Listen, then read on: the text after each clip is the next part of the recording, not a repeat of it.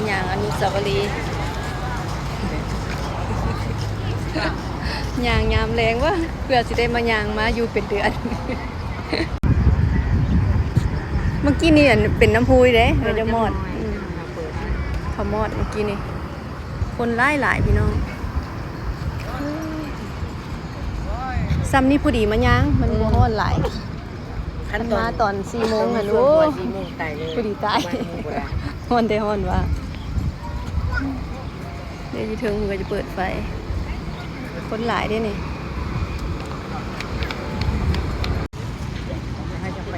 เบิ่งอันนั้นน้ำเบื้องนั้นมันมีน้ำผูกมันมีกล้องสันติภาพ เบิ่งคือฝนสิตกเนาะ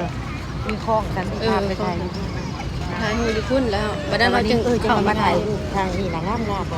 ก็แม่น เวลาเอาถ่าย เขาทุกคนมาย่างหลายบ่สิทุกมื้อเนาะ ให้ตอนเช้าคือกันมื้อนี้เห็นขนาด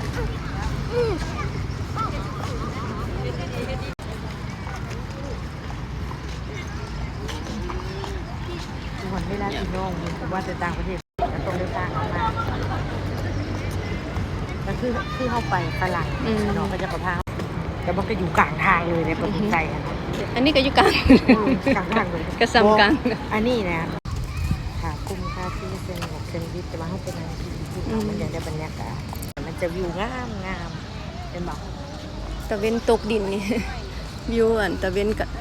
ตกดินเนี่ยงามตะกี้เขาเจ้ายังบ่ได้ใส่อันนี้ได้นี่ตอนมาสุดแล้วเอาหาก็ใส่ตรงแหมหันแล้วนั่นเป็นห้องสันติภาพ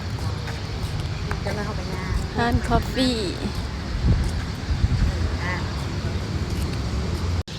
น้ำพุเขากับบ่ทันได้เปิดซ้ำ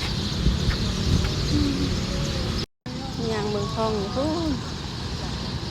นั่นมีทั้งหลายห้องงานถามเลยค่ำมืดแล้วบัดนี้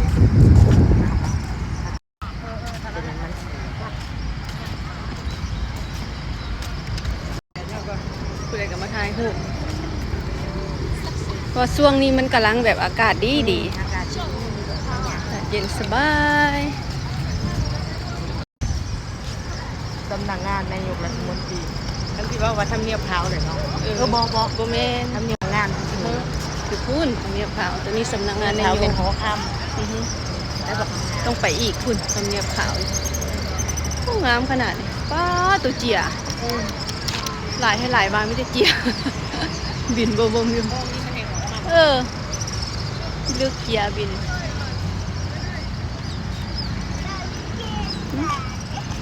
พากันถ่ายรูปกันแบบนี้นะถ่ายคลิปอนุสาวรีย์ให้เบิ่งเด้อพี่น้องเด้อบ๊ายบายคลิปนี้